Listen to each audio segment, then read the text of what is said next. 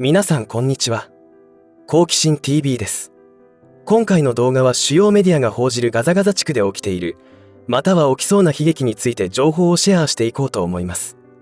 つい先日ガザガザ地区で水や食料の支援が行き届かず、57万人の庶民が飢饉の恐れがあるということが報道されていました。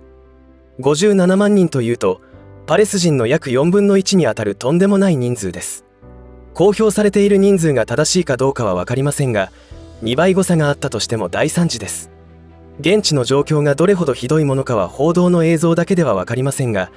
何かやりようがあるだろうと思ってしまうのではないでしょうか。注目しなければならない点は、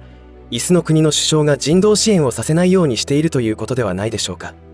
今回はそのようなひどいことを平気で行える背景にはどんなことがあるのかの情報をシェアしていこうと思います。これらのことを考えることが重要であると思うのは、日本に住む私たちも決して人事ではないと考えるからです。次は我が国に起きるかもしれないと考えることはとんでも発想なのでしょうか。ぜひ最後までご視聴ください。このチャンネルでは、自分や家族の身を守るためにできることや、日本人がこれ以上騙されることがないようにするための情報を発信しています。チャンネル登録がお済みでない方はぜひチャンネル登録をお願いします。さて、冒頭でも話した通り、今現在中東のガザガザ地区で起きていることはとんでもないことです。報道記事によりますと、少なくとも57万人のパレス人が危機的飢餓状態になっているといいます。つまり飢えによる地獄に直面しており、このままだと少なくとも57万人が飢えで命を落とすということです。この地区の地下水の 97% は飲用には適さないということですが、水の補給もなければ飲むことになるでしょうし、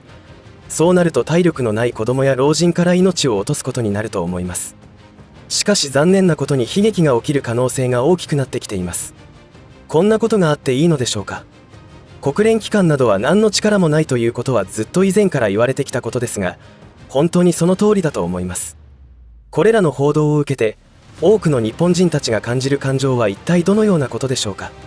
おそらく気の毒だという感情がほとんどだと思います。では、次は我が身と考える人がどれほどいるかということです。多くの日本人は、中東紛争について遠く離れた国での出来事であり、自分には関係ないと考えることでしょう。この現象はある意味仕方のないことかもしれませんが、現実は日本にも同様の危機が迫っていると考えて行動しなければならないのです。その理由をこの後話していきます。決して脅すわけではなく、次のターゲットは日本です。私が警戒しなければならないと考える根拠を述べていきます。これから話すことは、決して陰謀論などという次元の話ではなく、情報リテラシーの高いインテリジェンスな人なら知っていることです。だからといって言っていいものとは限らないので神経を使うのですが、かろうじて隠語などを駆使すれば今この時点ではセーフということになります。この時点ではと言っているのは、AI 技術がどんどん進歩しており、AI は NG ワードなど当たり前で、それだけでなくその話の内容、ニュアンスも理解し始めていると思われ、情報発信者とはいたちごっこ状態になっています。今回報道されていることに絞って言うならば、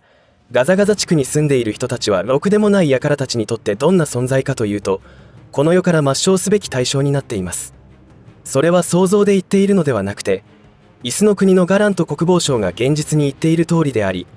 驚くことに全く臆することなく発言しています。これらのことは過去の動画で触れていますのでぜひご視聴ください。今回の動画の内容をより理解できるのではないかと思います。私がこのチャンネル内でよく言っているろくでもない輩というのは、偽物の湯で始まり矢で終わる人たちです。彼らは世界のあらゆるセクターで支配力を持っています。偽物がいれば本物がいるということになりますが、本物が多く住んでいる地域というのがガザガザ地区のパレス人の中にいるのです。そして今回このテーマを取り上げる重要な理由は、ガザガザ地区よりもはるかに多くの本物が住んでいる地域が日本なのです。このことはそれこそよく陰謀論で語られることではありますが、紛れもない事実だと私は考えています。本物はヘブライ語を使っていたわけですが、国家である君が代はヘブライ語で無理なく訳すことができますし、日本の神社の儀式は古代湯で始まり矢で終わる人たちが行ってきたものであり、旧約聖書にもその記述があるほどです。とてもこじつけ論とは思えない事実が山ほどあります。それらのことはまたの機会に譲ることとして、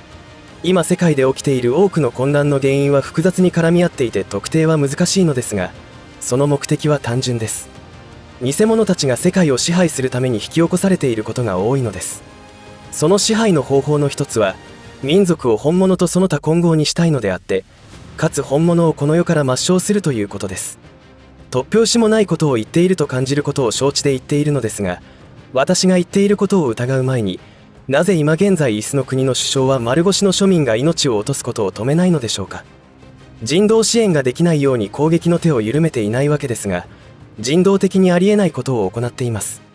その説明はできますでしょうか。正気の沙汰ではないと思います。ろくでもない輩たちが過去に行ってきたことを決して消すことはできないわけですが、本当にひどいことをしてきていますので、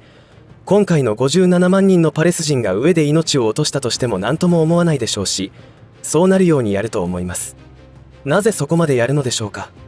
今現在の日本が置かれている状況というのは、このチャンネルでいつも言っていることですが、農業や畜産業、漁業などの一次産業が衰退するような政策ばかりを行い、その成果としてはあらゆるものを輸入に頼るようにしてしまいましたから、食料自給率は1桁パーセンテージしかないと思います。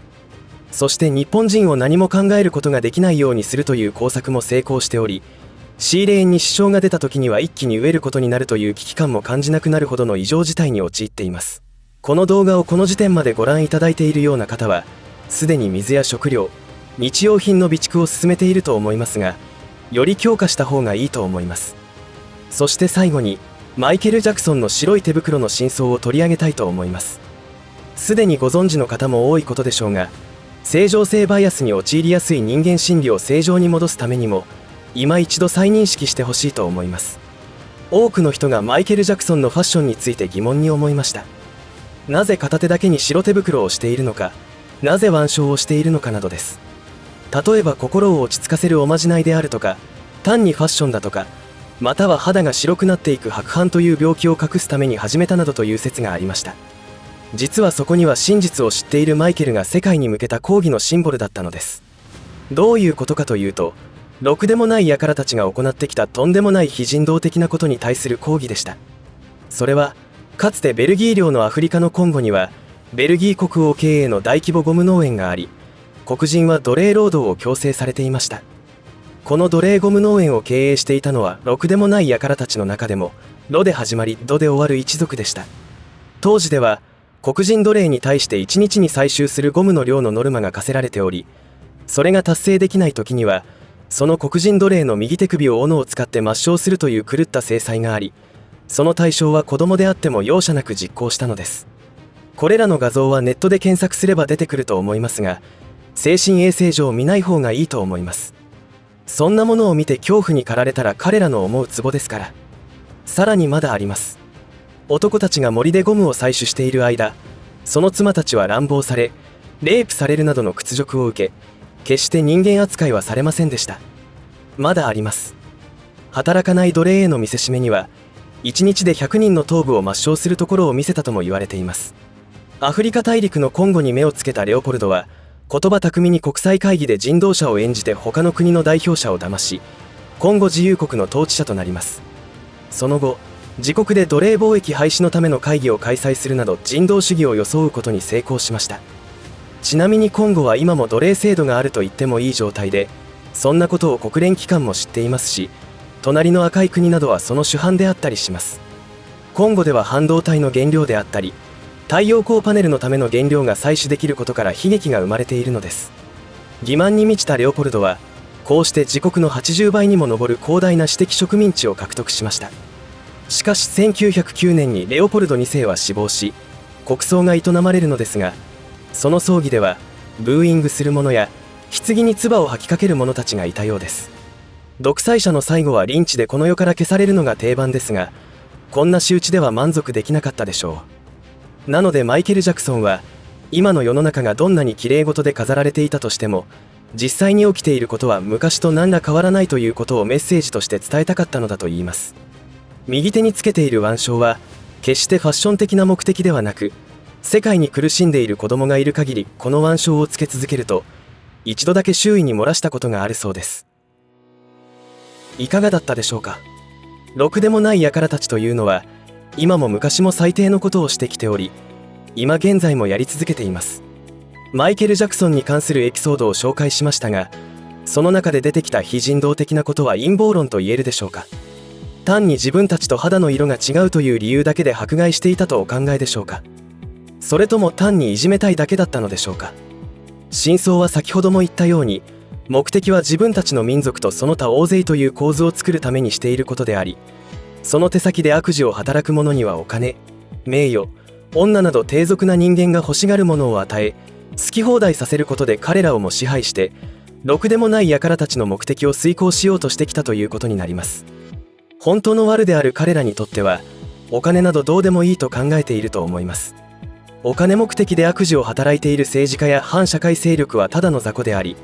ろくでもない輩たちにとっては単なる奴隷に過ぎないと思っているかもしれません。